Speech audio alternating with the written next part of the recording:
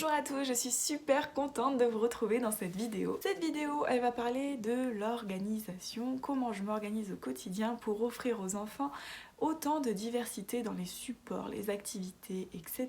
que je propose. Je fais cette vidéo notamment pour mes collègues assistantes maternelles puisque vous êtes de plus en plus nombreuses à me suivre sur ma page Facebook et je vous remercie pour cela et que vous me posez des questions sur la façon dont je m'organise parce que vous vous dites attends, elle est bien mignonne, elle propose gavé d'activités aux enfants, mais comment elle fait pour gérer sa vie personnelle, ses enfants, la maison, le travail?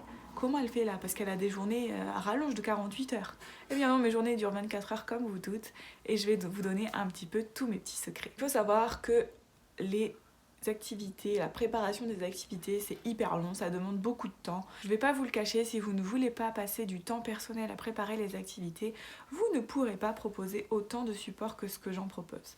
À moins de piquer les idées d'une autre assistante maternelle sur ma page par exemple, et de faire à une semaine de décalage pour pouvoir proposer des activités que l'autre nounou s'est embêté à chercher pendant des heures. Mais ça s'appelle copier l'autre et c'est dommage de ne pas être à l'origine de ce qu'on propose. Aussi proposer une diversité des supports, ça a un coût financier.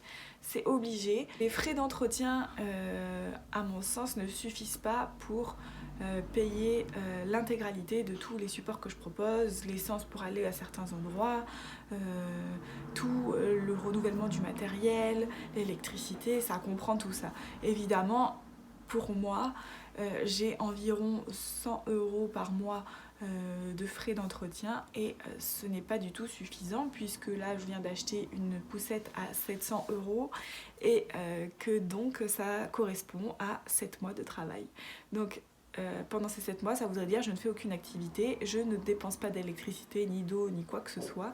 Donc voilà, c'est forcément un coût financier. Alors on ne vous demande pas de mettre des 1000 et des 100, mais ça vous demande quand même un certain petit budget, ou gros, suivant l'argent que vous voulez mettre dans ces activités. Moi je vous avoue que je ne regarde pas trop et que j'investis beaucoup de mon argent personnel. Pour commencer, il vous faudra avoir une organisation militaire parce que je suis obligée de m'organiser pour offrir aux enfants de la diversité dans les supports et que j'ai aussi besoin de me dégager du temps personnel pour ma famille, pour moi aussi, pour mon mari. Donc j'ai besoin que mon temps soit bien partagé en fonction de ce que j'ai à faire dans la semaine. Donc je vous avoue que je suis une fan inconditionnel des agendas. Donc celui-là, comme son nom le porte, c'est mon agenda familial et celui-ci c'est mon agenda de travail. Donc j'y note un petit peu mes idées vidéo, les vidéos comment je les organise, quel jour je tourne, quel jour j'écris, quel jour je monte. Il y a aussi toutes mes activités, quel jour on fait quelle activité je propose en fonction de l'âge des enfants que j'accueille. J'organise un petit peu tout ça. Il y a aussi mes plannings dedans pour savoir à quel jour je commence, quelle heure, etc. Ça me permet de dégager mon temps et de l'organiser pour que je puisse subvenir aux besoins de chacun et du temps que ça demande l'entretien de la maison, etc. Puisque je dois avoir une organisation militaire, eh bien je me lève plus tôt que l'heure où je devrais me lever pour aller travailler. C'est-à-dire que je me lève au minimum 2 heures avant l'arrivée du premier enfant accueilli. Alors oui, ça fait tôt, quand on commence très tôt, mais c'est comme ça, moi, que j'ai réussi à me dégager du temps. Et c'est du temps que je n'empiète pas pour ma famille, puisque je suis seule à me lever à... Voilà, je commence à 8 heures actuellement, donc je me lève à 6 heures. Et donc mes enfants dorment jusqu'à 7h30. Ça me permet en fait de me dégager 1h30 de mon temps pour faire mon ménage, faire mes activités, faire un petit peu tout ce que j'ai à faire. Concrètement, avant l'arrivée du premier enfant accueilli, eh bien je fais du ménage, donc je me lève, je me prépare, etc. Et puis je fais du ménage. Donc en termes de ménage, le matin, il me reste à laver les sols, à l'aspirer et à redescendre tout ce que j'ai monté la veille, à vider le lave-vaisselle et mettre à sécher le linge que j'ai mis à laver la veille. Ça, c'est ce que je fais tout le temps le matin. Et ça me prend exactement 25 minutes. Ça me permet finalement de faire ce ménage quotidiennement, de ne pas avoir la tonne de linge le week-end, les courses à faire, enfin vous voyez. Puis je fais aussi la préparation de tout le nécessaire que je vais avoir pour ma journée pour les enfants. C'est-à-dire Je prépare un plateau avec les assiettes, les couverts, les fourchettes, les verres, je remplis même les verres, je mets les bavoirs sur les chaises, je remplis les couches, je m'organise de sorte que quand je m'occupe des enfants, je n'ai pas tout le tralala d'organisation à faire, tout est fait à l'avance. Également, je prépare le repas du midi le matin avant que les enfants arrivent. Donc ça, je le fais pendant que je prépare mes vidéos, mes activités, etc. Comme c'est sur l'ordinateur, je prépare mon repas en même temps, je peux remuer, etc. pendant que ça cuit. Mais le repas est préparé avant que les enfants arrivent. Ce qui fait que j'ai vraiment rien à faire quand j'accueille les enfants. Donc je lève mes filles vers 7h30, on prend le petit-déj ensemble. Je leur consacre une bonne demi-heure le matin pour elles. Donc là, ma journée, elle peut commencer et donc je consacre totalement toute ma journée pour les enfants accueillis. C'est-à-dire que je suis disponible en permanence, je ne fais rien de personnel pendant le temps d'accueil. Puisque j'estime que c'est un métier, que je suis chez moi et que j'ai la chance d'être chez moi et que je fais en plus les choses que je sais faire le mieux, c'est-à-dire m'occuper des enfants et leur apporter tout le nécessaire pour leur bien-être, mais je ne fais pas des choses personnelles pendant le temps d'accueil, hormis pendant la sieste, où je nettoie, range, etc. tout ce qu'on a mis comme bazar le matin, parce que je vous avoue que c'est vite Bagdad dans la salle de jeu, dans la cuisine, etc. puisque je suis pour la DME, la diversification menée par l'enfant, et donc ça demande du nettoyage. Donc je passe un petit temps à nettoyer la cuisine, la salle de jeu, etc. pendant que les enfants sont à la sieste. Et également, je plie mon linge qui est séché du matin, donc je le plie et puis je le range dans les armoires, comme ça je n'ai pas de linge en retard. Tout mon linge est tout le temps fait et ça c'est vraiment génial. En principe, j'ai de la chance pour le moment. Les enfants dorment au minimum 2 heures. Donc en 2 heures, j'ai vraiment le temps de faire mon linge et de nettoyer la maison et de prendre un petit temps pour moi aussi pour manger. Quand j'ai encore le temps, je fais aussi de la recherche sur Pinterest, etc. d'activités que j'aime bien. Je screen les photos. Comme ça, je me les mets dans un petit dossier pour les activités à faire plus tard. Et vers l'heure à laquelle les enfants se réveillent, en principe j'ai une poupette qui se lève avant tous les autres, donc je me tiens pas trop loin dans la salle de jeu et je découpe mes gabarits pour le lendemain, je prépare les activités, enfin voilà quoi, je prépare les activités pendant qu'elles dorment et je reste vraiment très très proche, prête à voler dans la chambre et à prendre l'enfant, le câliner et éviter que ça réveille toute la maison. Comme je vous disais il y a quelques instants, Pinterest c'est donc le site sur lequel je trouve la plupart des activités que je propose aux enfants et je les adapte en fonction de la tranche de développement de l'enfant que j'ai en accueil. Les tranches d'âge ne veulent rien dire. Un enfant de 6 mois peut faire quelque chose qu'un enfant de 1 an n'arrive pas à faire et à contrario.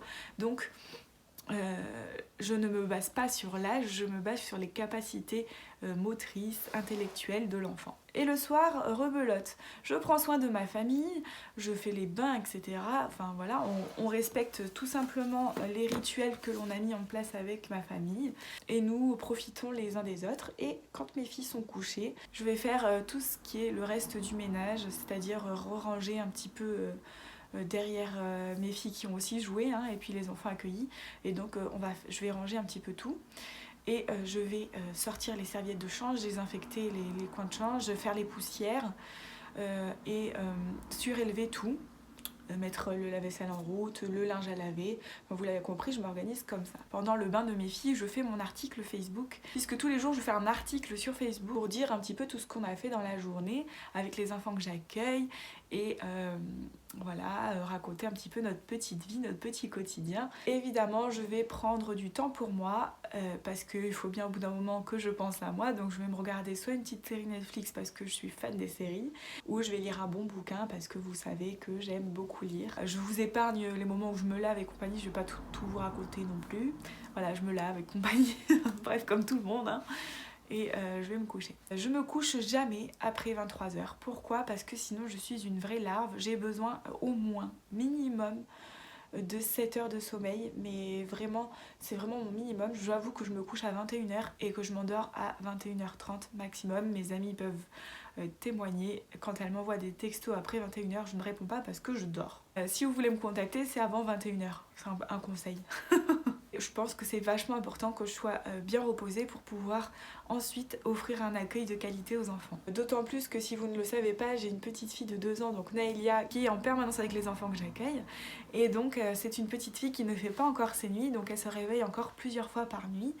et donc je suis obligée de me lever plusieurs fois par nuit. Donc si je ne me couche pas à 21h, si vous voulez, je tiens pas, hein. Je pense qu'il n'y a aucun souci, je pense que c'est juste aussi un moyen pour elle d'avoir sa maman que pour elle, puisque toute la journée elle doit me partager avec les copains, et donc elle a compris que le soir, la nuit, je suis là que pour elle, et je pense que c'est un besoin.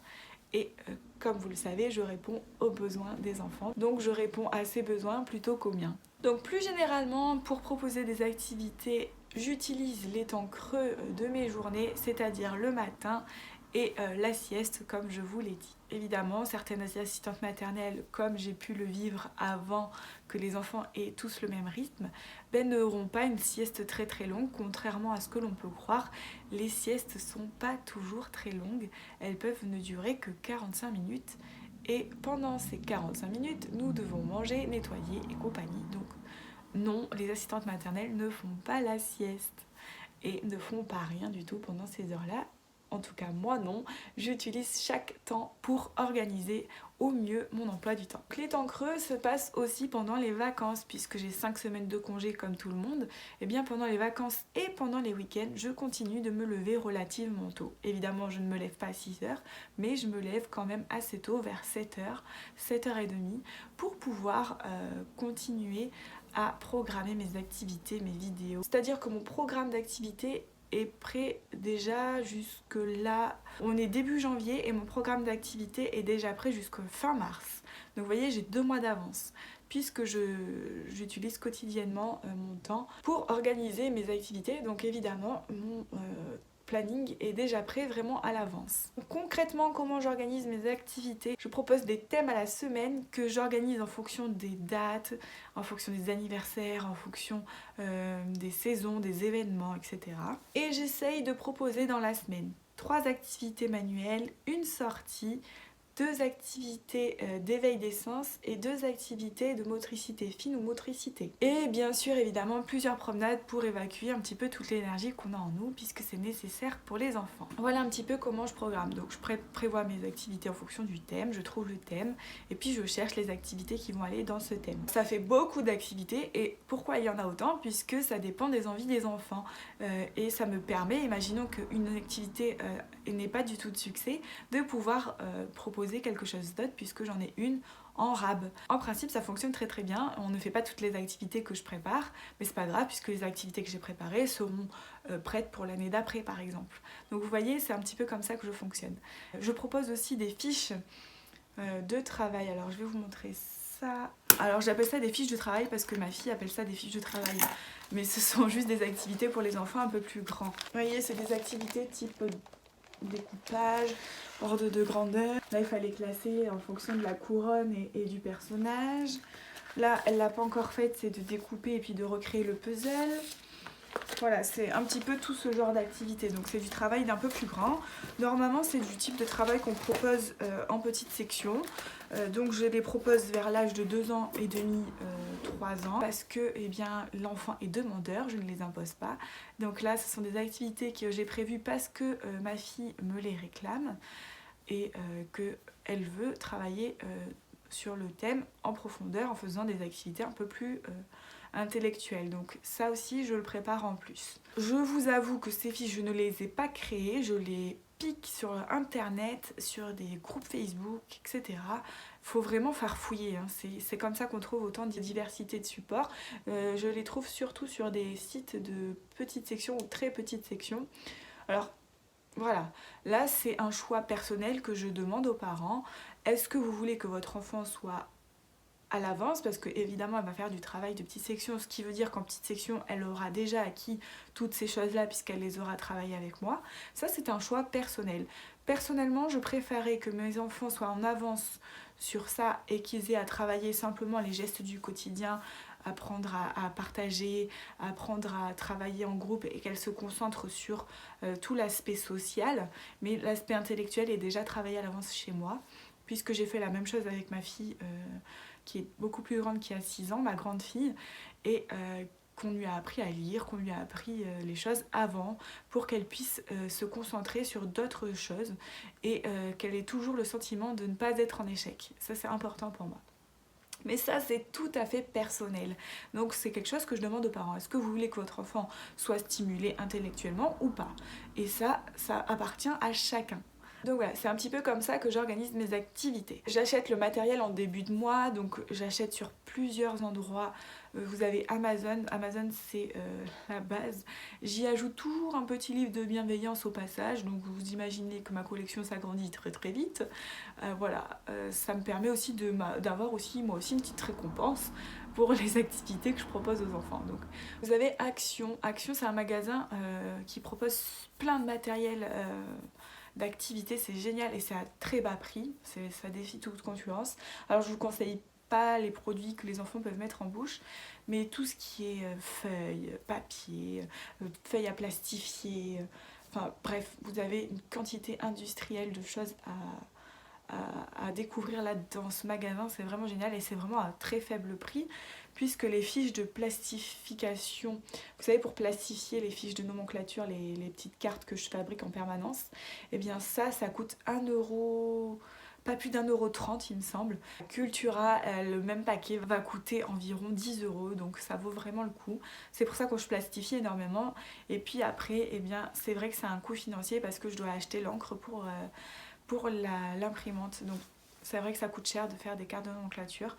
Mais c'est un choix, hein, c'est toujours pareil, soit on investit l'argent, soit on n'investit pas. Donc vous avez l'Action où vous allez avoir du matériel beaucoup moins cher, vous allez avoir Cultura, là où je vais pas mal me recharger en livres, etc. Et vous allez avoir aussi les 10 doigts qui est un site assez sympa. Après je suis aussi pas mal sur Wesco pour les jeux de société, etc. Et puis maintenant c'est la fin de la vidéo et je vais vous donner mes bons plans. Donc les choses que vous pouvez faire pour offrir à moindre coût, eh bien ce sont les bourses de jouets.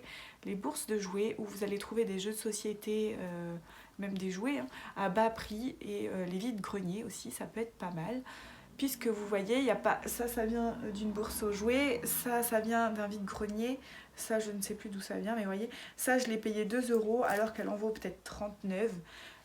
Ça on l'a payé 4 € alors que ça en vaut, je sais pas, 20, 30 de neuf. Donc voilà, c'est comme ça que je diversifie le matériel. Et puis comme vous le voyez, un coup d'éponge au lave-vaisselle ou à la machine à laver et c'est nickel. Il y a autre chose que je voulais vous proposer, c'était d'aller à la médiathèque avec les enfants, puisque vous allez avoir un nombre de livres incalculable et vous pouvez chercher des livres sur les thèmes que vous allez aborder. Alors je vous conseille d'y aller à l'avance parce que sinon si vous arrivez là, par exemple c'est ce que j'ai fait pour la galette des rois, j'y suis allée le week-end juste avant et puis tous les livres étaient déjà empruntés, ce qui est logique, j'aurais dû y aller beaucoup plus tôt.